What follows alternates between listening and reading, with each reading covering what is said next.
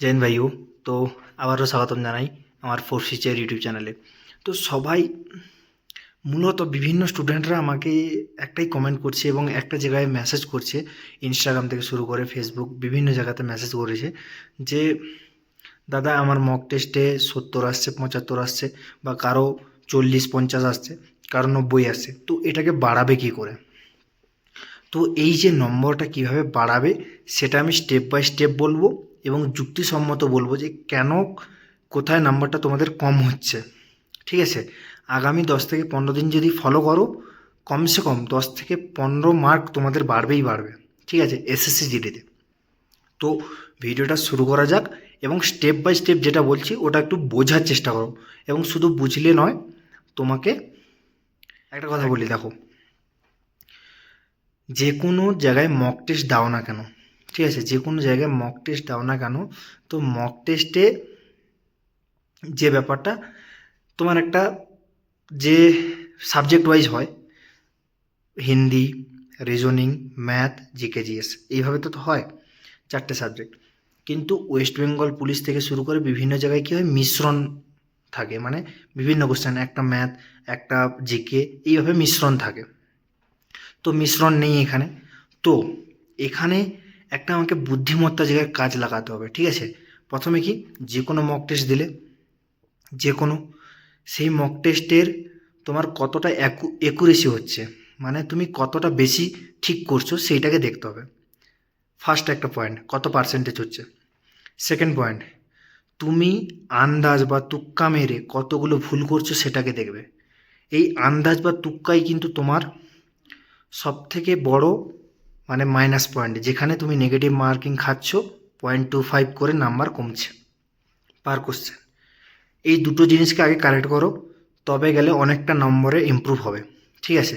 Third, mock test তুমি দিয়ে দিলে, মক টেস্ট খতম, তারপরে কোনো দেখলো না, মক টেস্ট হয়ে গেল, তারপরে তোমার নাম্বার এত এসছে যে 70 এসছে 160-এর মধ্যে, চলো পড়াশোনা করি আবার একটা নতুন চ্যাপ্টার।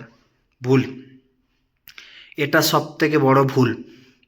ঠিক আছে, এটা তোমরা কি করবে, দেখো, তুমি জিকে জিএস তো তুমি কোশ্চেনটা যেটা আছে ওইটাকে পড়ে তুমি উপলব্ধি করতে পারবে, বা ওর অ্যান্সারটা কী আছে উপলব্ধি করতে পারবে। ঠিক আছে, এবং জিকে ধরো কোনো একটা জায়গা থেকে মক টেস্টে কোশ্চেন এসছে, তো সেই টপিকটা তোমার জানা নেই, সেই টপিকটা চাইলে 5 থেকে 10 মিনিট লাগবে কিন্তু একটা টপিক ক্লিয়ার করতে। গুগলে সার্চ করবে, টপিকটা সম্পর্কে জেনে নেবে, আর যদি বেশি মনে রাখার হয় একটু লিখে নেবে। এটা গেল জিকের পার্ট। সেকেন্ড পয়েন্ট, যতগুলো ম্যাথ ভুল করেছো সব ম্যাথগুলো যতক্ষণ না হবে ততক্ষণ সেই মক টেস্ট ছেড়ে অন্য পড়াতে যাবে না। এটা হচ্ছে মেন পয়েন্ট। জিকে এবং রিজনিং, জিকে রিজনিং সব থেকে স্কোরিং সাবজেক্ট, সব থেকে স্কোরিং সাবজেক্ট। ঠিক আছে, তো ম্যাথ রিজনিং এরকম করবে, জিকের বললাম যেরকম টপিক বললাম টপিক। ঠিক আছে, আর গ্রামার, গ্রামার তোমার হিন্দি হোক বা ইংলিশ, এটা অনলি অন প্র্যাকটিসের উপরে। এবার প্র্যাকটিসের উপরে সমস্ত জিনিসের মধ্যে ব্যতিক্রম থাকে, সেই ব্যতিক্রম জিনিসগুলোকে কিছু জায়গায় এড়িয়ে চলবে এবং কিছু জায়গায় নিজের জন্য মানে ওটাকে ভালো করে গ্রহণ করে পড়াশোনা করবে, এটুকুই ব্যাপার। আর বাকি জিকে মানে যেটুকু গ্রামার আসবে, গ্রামার টোটাল হবে প্র্যাকটিস। এরপরে বলি, সর্বপ্রথম তোমরা যে জায়গাটায় ভুল করো মক টেস্টে, মক টেস্টে সবাই কী করে, কেউ প্রথমে হিন্দি করছে, কেউ বাংলা করছে, বাংলা নয় সরি, কেউ হিন্দি করছে, কেউ ম্যাথ করছে, কেউ যে যেটা পারে করছে। কিন্তু যে বুদ্ধিমান ছেলে সে কী করবে, দেখো 60 মিনিট টাইম আছে। ঠিক আছে, তো 60 মিনিট টাইমের মধ্যে ফার্স্ট সে করবে জিকে, জিকে নয় সরি, ফার্স্ট সে করবে গ্রামার। গ্রামার কি, হিন্দি বা ইংলিশ যে কোনো মধ্যে। তো এই গ্রামারের সুবিধাটা কি, গ্রামার 20টা কোশ্চেন করতে 5 থেকে 9 মিনিট ম্যাক্সিমাম, ম্যাক্সিমাম 5 থেকে 9 মিনিট টাইম লাগে। ঠিক আছে, এরপরে বলি, তোমার গ্রামার হয়ে গেল একটা জায়গায় ক্লিয়ার, যেটা হলো না মার্ক ফর রিভিউ, মানে পরে এসে দেখার জন্য। সেকেন্ড পয়েন্ট, সেকেন্ড পয়েন্ট হচ্ছে যে তোমাকে করতে হবে রিজনিং। কেন? রিজনিং করলে দিমাগ হালকা খুলবে। ঠিক আছে, পরীক্ষার হলে একটু নার্ভাস, বাইরের থেকে আসবে বসবে।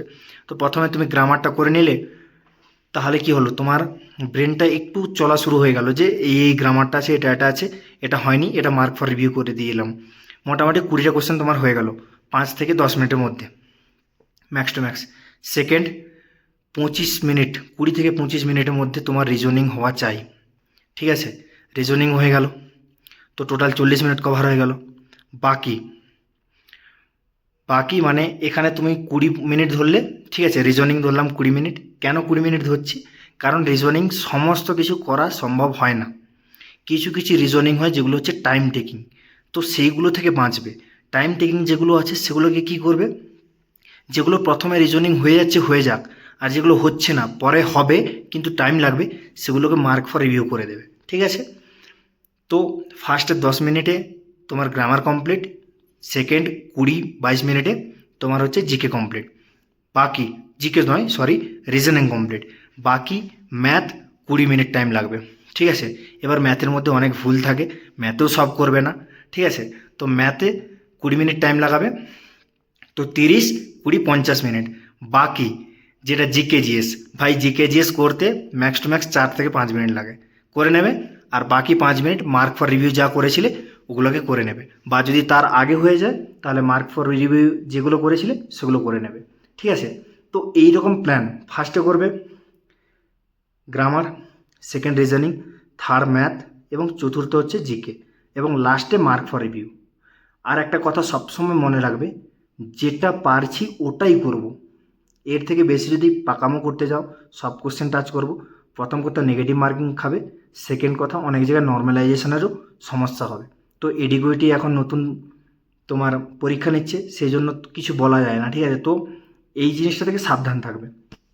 আর একটা কথা বলি, তোমরা অনেক জায়গায় অনেক কিছু মক টেস্ট দিয়ে যাচ্ছ, তো টেক্সট বুকের এইটা দেখো, টেক্সট বুকের এই জায়গায় তোমরা যদি মক টেস্ট দাও, ঠিক আছে, টেক্সট বুক পাস প্রো নিয়ে আমার ফোর্স ফিউচার ইউটিউব চ্যানেলের তরফ থেকে ফোর্স 12 যদি তুমি প্রোমো কোড ইউজ করো তাহলে ছাড় পাবে। তো ভিডিওটা দেখো ভাই, এখান থেকে যদি আমার প্রোমো কোড ইউজ করো ফোর্স 12, ঠিক আছে, তাহলে তোমরা টেক্সট বুকের যে ইয়ারলি পাস প্রো হয়, একটা হচ্ছে 351 টাকা আর একটা হচ্ছে যে 439 টাকা আরামসে পেয়ে যাবে। ঠিক আছে, তো এটুকুই বললাম। দেখো মক টেস্ট টোটালি আমি একটা টেলিগ্রামে দেওয়া চালু করেছিলাম, কিন্তু টেলিগ্রামে যে মানের মক টেস্ট তোমাদের প্রয়োজন সেই মানের আমি দিতে পারছিলাম না, সেই জন্য তোমাদেরকে আমি এটা রেকমেন্ড করছি আমার পার্সোনাল টেক্সট বুকের তরফ থেকে। বাকি নেবে না নেবে তোমাদের ব্যাপার, বাকি দেখা হচ্ছে নেক্সট ভিডিওতে। আর একটা কথা বলি, দেখো এই যে প্র্যাকটিক্যালি যে কথা বললাম না, যারা পরীক্ষা দিয়েছে তারাই শুধুমাত্র জানতে পারবে। ঠিক আছে, এছাড়া কেউ বলতে পারবে না। তো যদি ভিডিওটা একটু ভালো লাগে, যারা এসএসসি জিডির প্রিপারেশান নিচ্ছে তাদেরকে শেয়ার করো, আর চ্যানেলটা সাবস্ক্রাইব করো। তো দেখা হচ্ছে নেক্সট ভিডিওতে।